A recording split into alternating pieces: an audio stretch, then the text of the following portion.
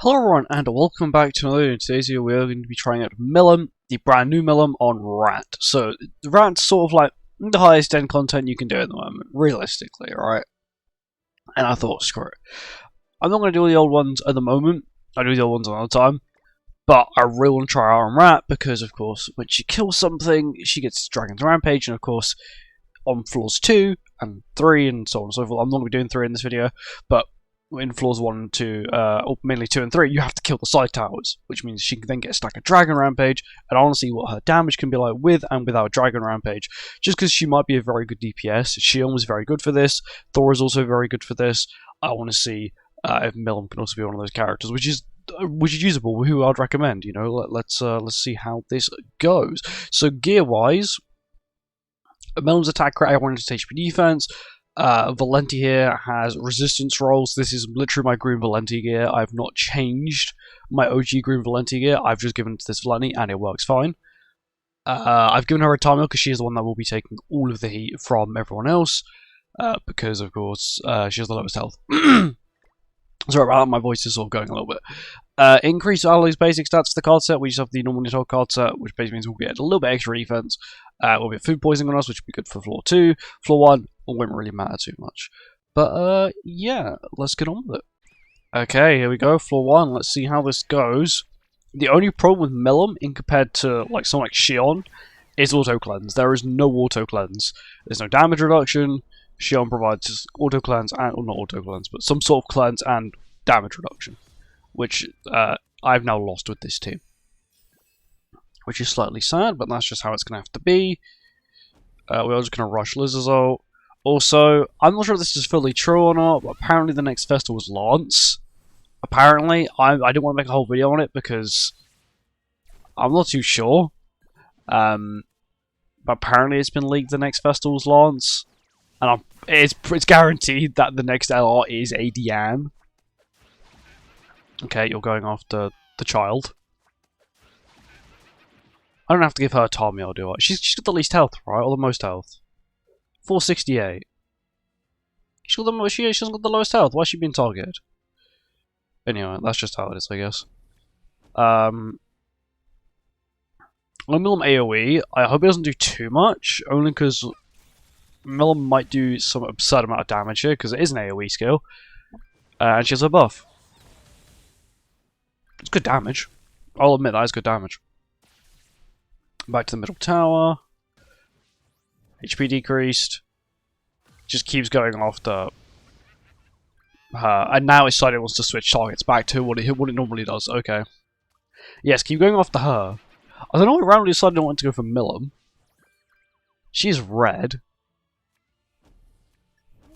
I need to inflict bleed on this thing anyway, so we'll just do this. Play for maximum hand space.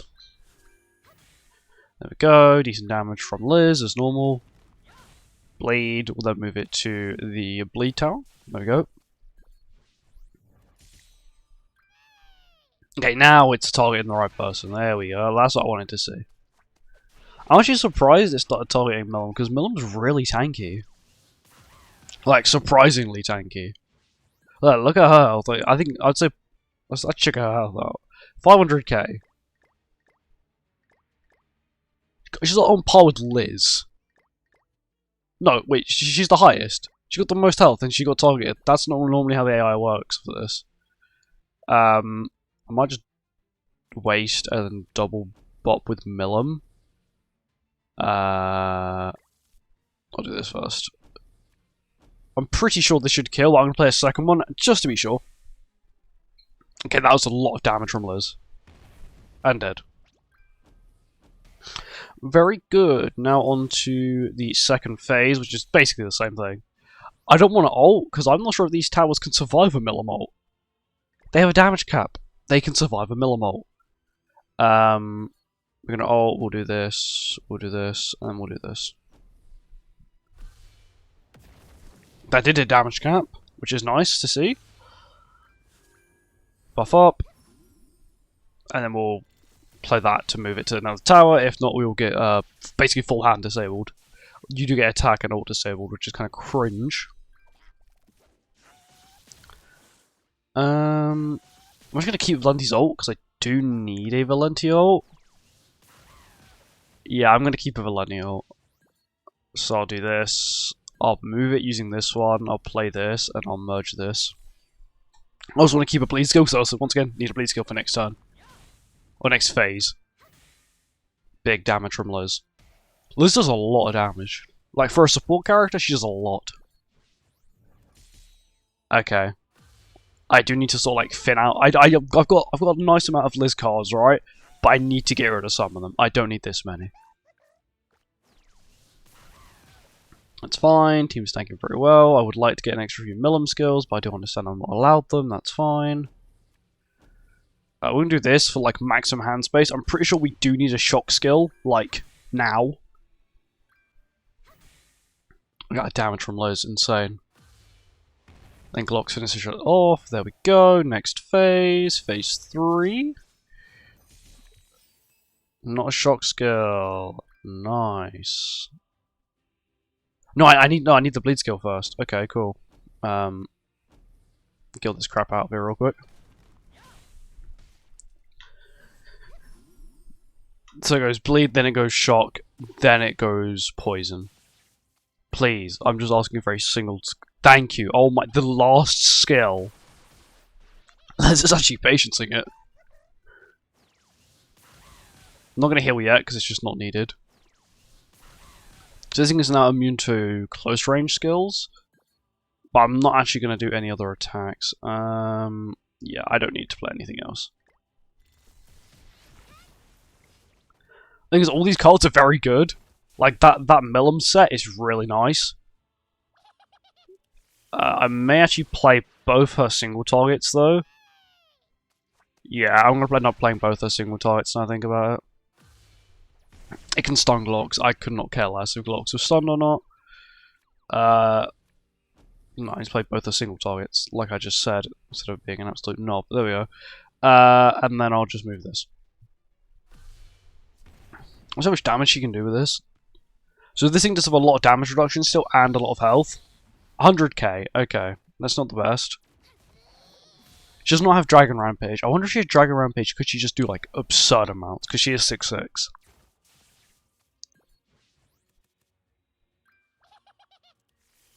I lose my buff this turn, which is probably the worst thing I could actually happen, so I lose my buff. There's so much health this thing has, because I might actually just be able to nuke it. It's got 3 million, right? It's got a 40% damage cap. If I do a little bit of this, right, that should kill. Attack related stat boost. A million from that MILIM ult. Oh yeah, we're killing. We are killing. There we go. That's very good damage.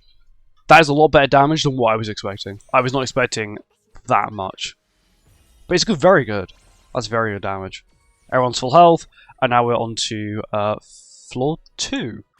Floor 2 is like the ultimate test for is a character good. If a character can do floor 1, if a character can only do floor 1, they're not that good. If they can do floor 2, I would consider them a half-decent character, only because for Rat, you don't really need to do floor 3 every week, especially when they don't release relics. They haven't released a relic in like 3 months for Rat, which is kind of stupid, but okay, understandable. I think I just rush Liz's ult here. There we go. Perfect. Goes to it. Okay, I think for the first few turns, it's always for some reason going to go for MILIM. I don't know why. It just has a vendetta against MILIM for some reason. It's not like she has type disadvantage, and she still has the most health, which is why I'm sort of confused. Is that she hasn't got the lowest health. If she had the lowest health, I would fully understand it, but she doesn't. I think I do this to get rid of a stack as well, then I do this.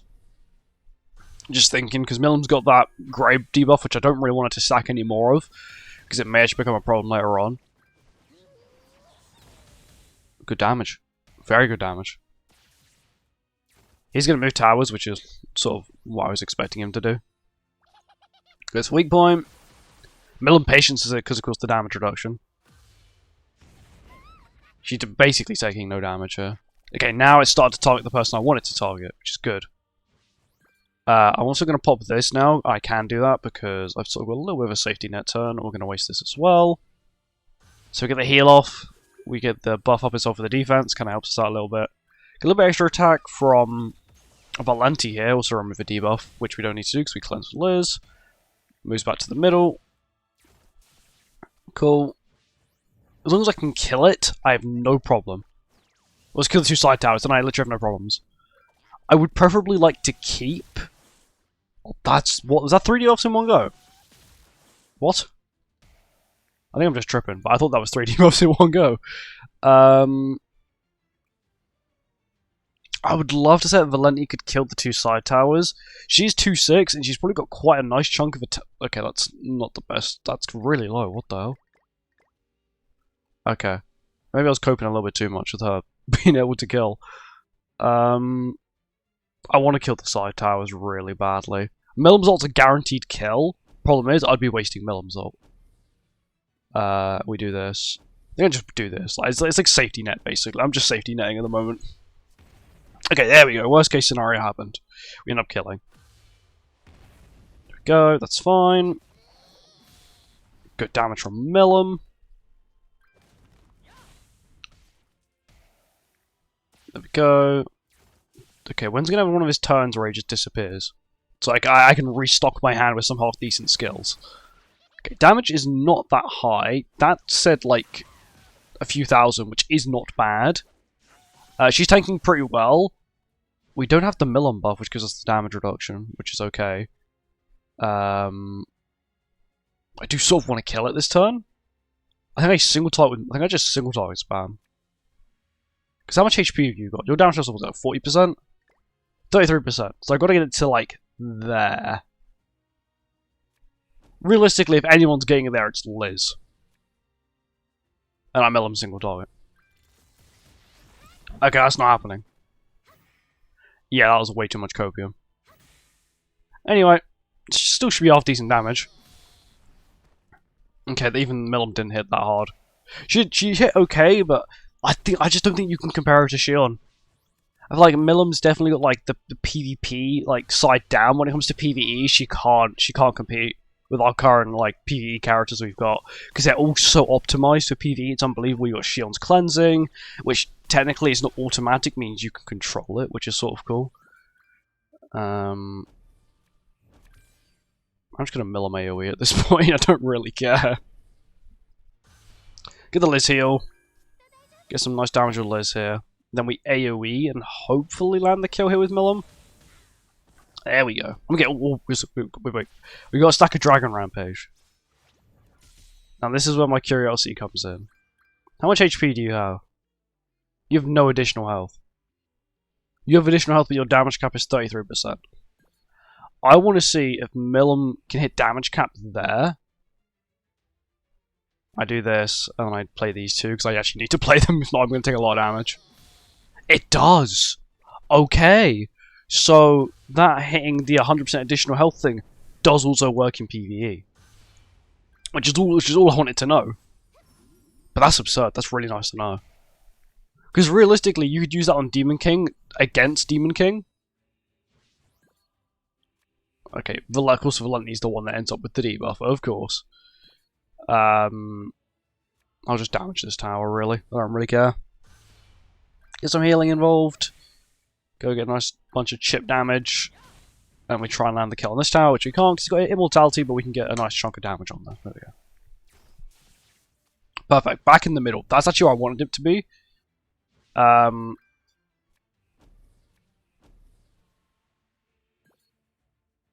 My brain is telling me no. But I really want to do this. Because this will kill, hopefully, everyone. It won't. Because they're... Okay, I think I still will go for it, because I'll take them to 1 HP. I'll still take them both to 1 HP here. So this will kill one of the towers. Yeah, and this will then take it to 1 HP. Because death damage doesn't work the way I would like it to work. Which is kind of sad, but that's just how it is. MILIM took 1. Oh, I forgot now MILIM's lost the buff. Perfect. I wanted to kill with MILIM to get the buff back, because that's what Phase 3 is the one I want to test, like her single target, only because it's got like millions of health. It's got like millions of health. That's the reason why I want to test it. But I need to get it to be able to test it. There we go. We nuke it. That was a waste of her ultimate, but that's the only card I had, and I really want to see if I can get a single target here. Oh my god, this is perfect. Okay, so this thing has a lot of health. Like, 19 million extra health. So, if this thing did not have a damage cap, MILIM would be able to do that plus amount of damage, that plus 19 million, she could do that as damage. But of course, because there's a damage cap, she can't do that.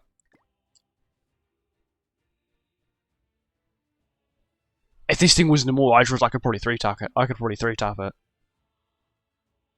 Okay. Gotta be a little bit smarter here now.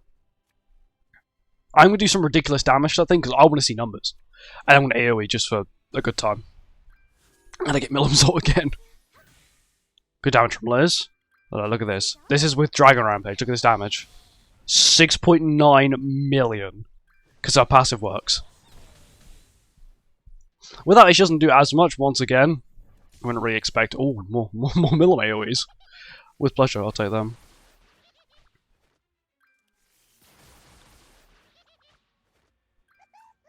I reckon I could do some absurd amount of damage here. If I, like, time it right. Because you've got... Your damage goes like 33%. If I get a good MILIM AoE off it, it should kill both of them. But then I'm not sure then how much additional health that thing gets. Not from the towers. Because my assumption is that most of its additional health, it's from the towers. I think actually because of that, I'm not going to do what I was going to do. Which was basically test her damage out again. Because I think it's just because she's going to immediately... The rat's going to immediately lose, like, all its health. And there's no point in me, like, wasting a skill, basically. To try and test damage, where it's just going to do normal damage. Plus, also, it's ulting next turn, so I don't really want to waste it. There we go. Lost some more health, which is good. Goes for Valenti, which is who it's meant to go for here. It still can't crit me, which is really nice. Even though I think I got the crit chance boost. Yeah, I got the crit chance boost. It still can't crit me, which is nice. Very nice. Do you have any additional... What's your additional health? You still got 1 million additional health. That's still okay. We don't have to buff anymore for MILIM, means we can't actually make really much use of it. But I think I do this. Because... no, I do this. I do want to keep Liz ulting and putting up Liz buffs, because if not, Valenti will just get minced. Ooh, good damage, 1 million. MILIM AoE now. Oh, that's damage cap. That's very good. I wasn't expecting that much damage from her then. Nowhere near. Her damage is very good. Like the first phase 1 of floor 1, I thought it's kind of iffy, right?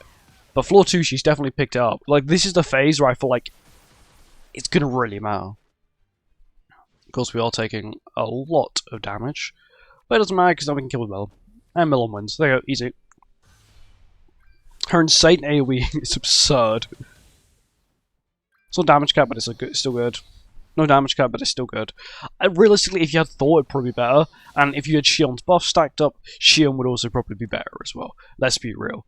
But the fact that MILIM was basically a PvP character, and the fact that her passive does work, so theoretically, if you, I guess, you optimized how you played with this team, you could quite easily make it so MILIM done even more damage by, of course, MILIM killing the towers, and then MILIM hitting the boss when it has, you know, the absurdly high additional health, and then killing it that way. But overall, her damage is really good. Like 25 million, like that nearly 7 million hit proved that was the test to see if our passive worked, and it does. And now that is very good, and I'm going to remember that for future content. Just because there's any future content where, like, the boss has like 2 side bosses. Let's say a final boss has 2 side bosses. You kill the 2 side bosses, and then the boss gets like an additional 800,000 health, for example. You can now one tap that because MILIM will do a minimum of 800,000 damage, which is why I think MILIM is so cool. Is she definitely counteracts the HP based meta, which is pretty bad. It means the HP based meta probably will never come back, including Perg Barn, who was a pain to deal with, but he's gone now. Anyway, overall, would I recommend MILIM over Shion or Thor? Realistically, no. Shion provides way too much. The damage reduction is really nice. The crit chance of crit damage is nice for this team. Yes, this team isn't really deep. Like it's not. They're not DPSs, right? But with Shion, they can put a little bit more damage. They're a tiny bit tankier. I feel like Shion's damage is also a little bit more consistent. Also because it's amplified, it's a little bit easier to sort of, Lizard's got buffs. It's just easier to sort of make her stronger than it is to make MILIM stronger, who it's really just at peak turn 1, apart from, of course, maxing out Liz's passive, Lizol, maxing out Valenti's passive. Overall, Shion or Thor are probably your 2 better bets. MILIM's nice to... She's good, I guess, and I guess if you know how to optimize her, it'd be better. But realistically, just stick with Shion. Shion is so good, it's unbelievable. But anyway, thank you for watching, I hope you guys enjoyed. I'll see you next one. Goodbye.